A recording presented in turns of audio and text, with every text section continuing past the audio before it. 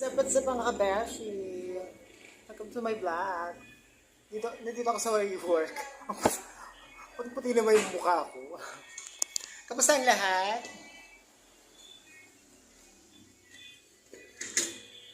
Wala pang show on. Nandito ako sa work. First ko naman today.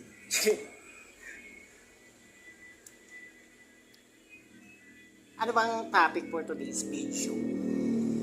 Ay, mag-iwan ako ng isang words. Isang words. Yung doon sa short video ko, na, ano ba yun? Tawag dito? Limutan ko. Hindi mo na mababago ang nakaraan. Ganon. Pero mababago mo pa rin ang bukas. Ganon. Yung tamang doon. Tamang eksena, di ba? Hindi mo nga mababago ang nakaraan. Pero ang bukas pwede mong baguhin. Dahil ikaw naman gumagawa ng sarili mo kapalaran, hindi yung ibang tao. Diba? Kaya kung anong meron ka ngayon, appreciate mo, diba? Gawin mo kumilos ka, ganun. Ganun na lang, diba?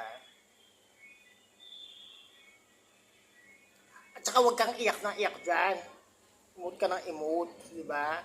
Wala na siya. Huwag mo siyang iyakan, hindi pa siya patay. Ganon. Galit. Oo, di ba?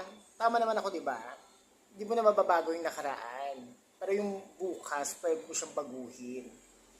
Di ba? Ganun lang yun. Huwag kang eksena dyan, di ba? Arte-artihan ka. Di ba? Emote ka ng emote dyan. Wala ka na magagawa. Nakaraan na yun eh. Pero sa bagay din naman kita masisisi. Hindi madaling kalimutan yung nakaraan. Kumbaga, gawin mo na siyang inspirasyon. Ganon. Gawin mo na siyang inspirasyon. Hindi kong emote ka na emote dyan. Hindi na yung babalik. Aray ko. Oo nga, di ba? Danas ko yan eh. Danas ko sa mga nakaraan kong love life, di ba? Ganon. Kaya yung bibigyan ko talaga sa inyo ng katagang ganon, di ba?